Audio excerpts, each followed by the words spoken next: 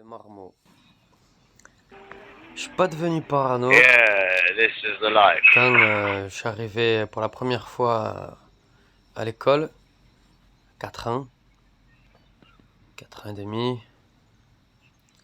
et que j'ai couru dans la cour à la récré pour choper la seule petite voiture à pédale qu'il y avait, et qu'il y a un gars plus grand que moi qui est venu et qui me l'a arraché des mains. Bon, j'étais en colère, mais ça m'a pas rendu parano.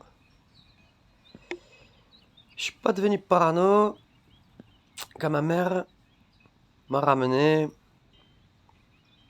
plusieurs gars à la maison, pas tous en même temps, évidemment. Étant donné que je vivais seul avec elle, alors ça m'a gêné, c'était un peu inconfortable, ça m'a mis mal à l'aise, mais ça m'a pas rendu parano. Je suis pas devenu parano au quartier, seul, sans grand frère, sans père, sans personne pour le protéger, et que j'étais avec des gars, voilà. La violence, c'était le quotidien. Et tu pouvais t'en prendre une pour rien, partout où t'allais, quoi que tu fasses. Donc,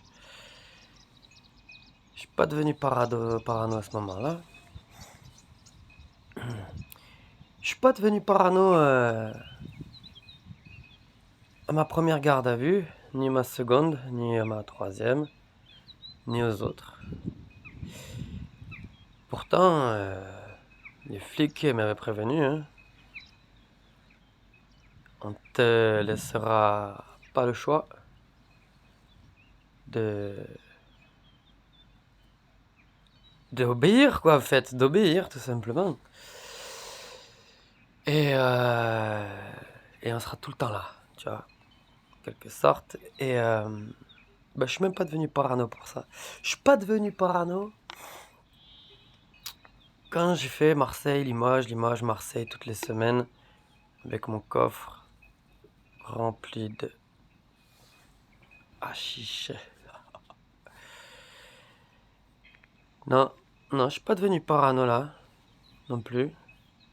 Pourtant, j'étais coursé par des condés, on m'a volé dans ma voiture.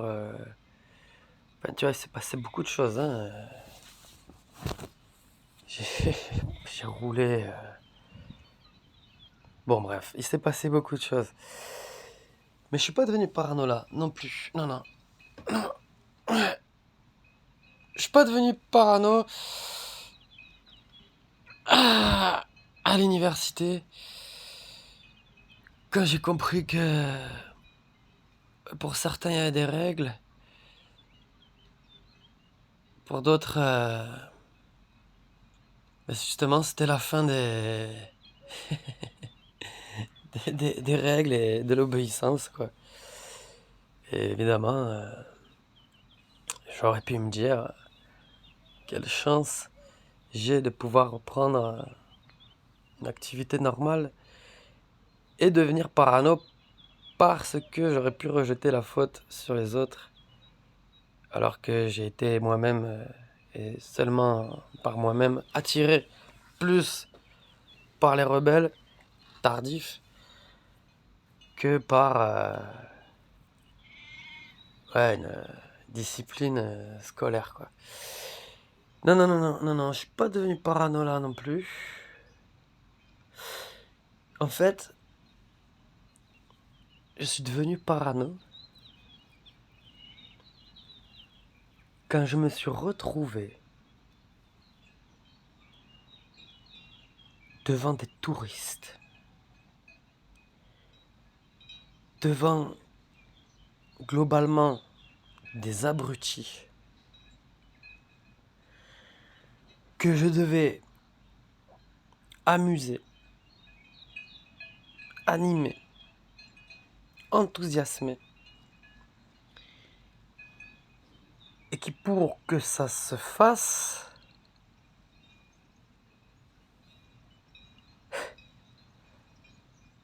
je devais être schizophrène complètement, quoi.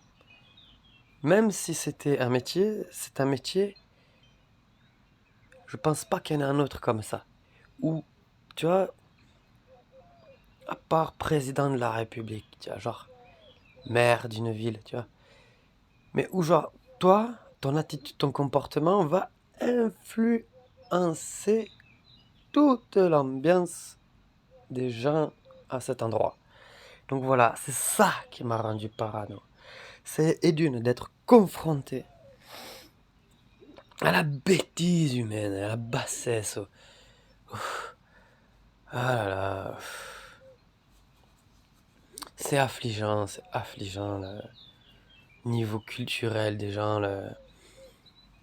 Qu'est-ce qui les amuse vraiment? Ça n'a pas changé depuis. Et encore, j'ai presque envie de dire ils devaient être plus fins, hein, dans leurs amusements au Moyen-Âge qu'aujourd'hui. Ah, pour se divertir, aujourd'hui, franchement, je vais faire cliché, mais tu sors Bip Bip des bronzés, Patrick Sébastien et la chenille qui va se faire enculer, quoi. Et c'est bon, t'as gagné, quoi. Ah, tu ramènes trois clampins sur scène, tu leur fais rien créer, hein, surtout qu'ils ne créent rien. À la création, c'est le piège. C'est le piège parce que si tu leur dis de créer quelque chose de par eux-mêmes, t'as aucun contrôle. Et donc, ça peut partir en couille.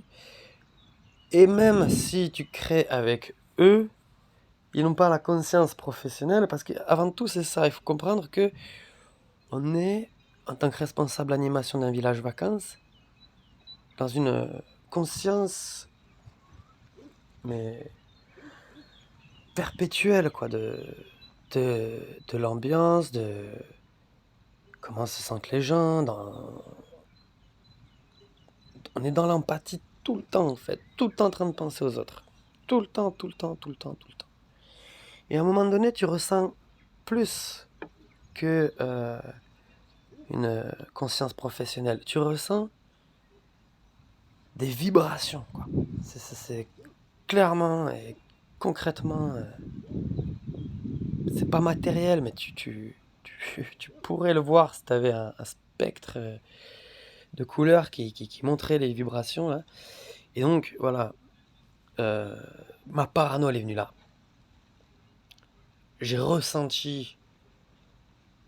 Et quand je te parle de village vacances, bon, ça va, hein, c'était pas Club Med à Malte, hein, c'était la Vendée, des gens du Nord, tu vois, des gens au-dessus de la Loire là-bas, enfin voilà, c'est pas Marseille quoi.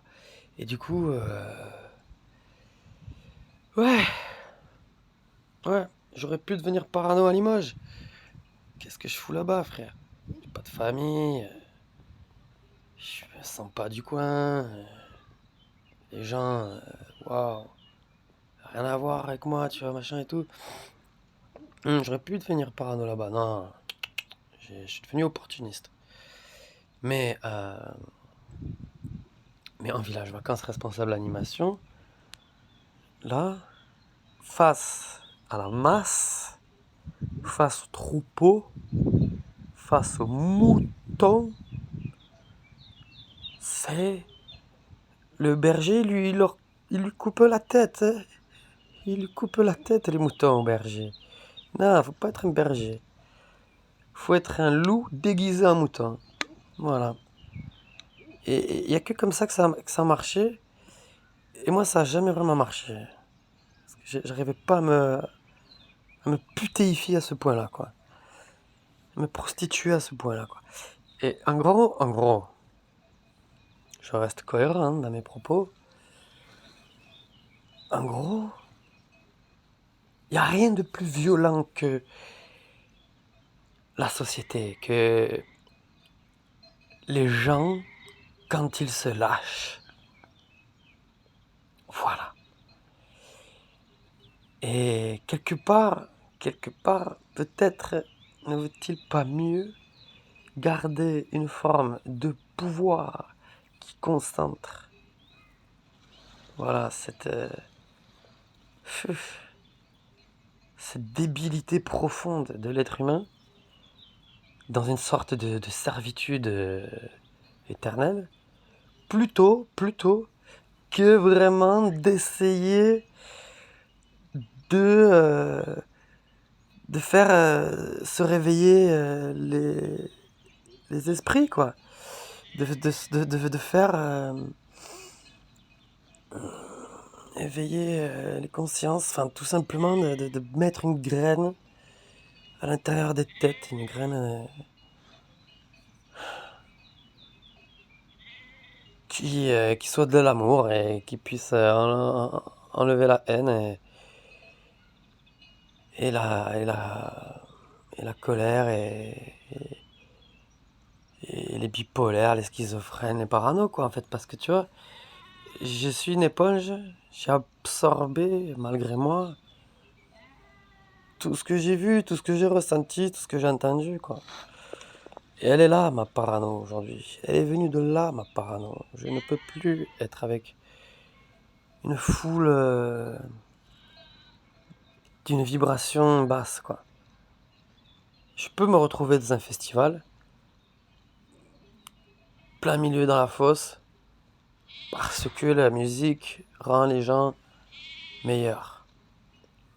Vibrationnellement déjà, voilà, je me sens beaucoup plus dans la fréquence. Mais le supermarché, j'ai ressenti exactement les mêmes vibrations que comme quand j'étais en village vacances.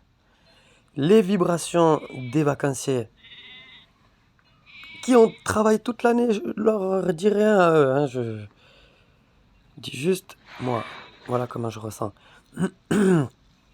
Donc les vibrations des vacanciers en village vacances, l'été, tout ça là, les campings, machin truc, c'est les mêmes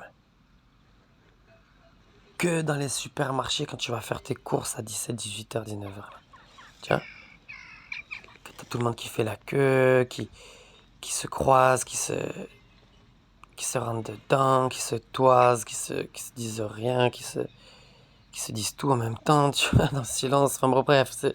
Ah, tu vois, c'est... Pour moi, c'est Arkham, quoi. C'est un asile de fous, tu vois. Donc voilà, quand je vois les bateaux de croisière, là, les paquebots, là, les putains de trucs débiles, complètement absurdes, ben, c'est exactement ça, ouais, qui me titille le nerf coronarien à l'intérieur, là. Voilà. Donc ouais, la parano engendre la haine, hein.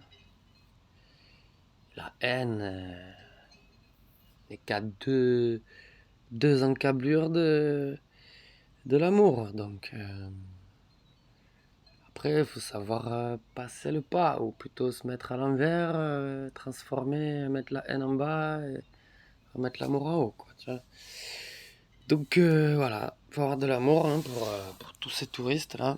Je sais pas, pour moi c'est une sorte de tribu à part, une espèce qui est apparue il y a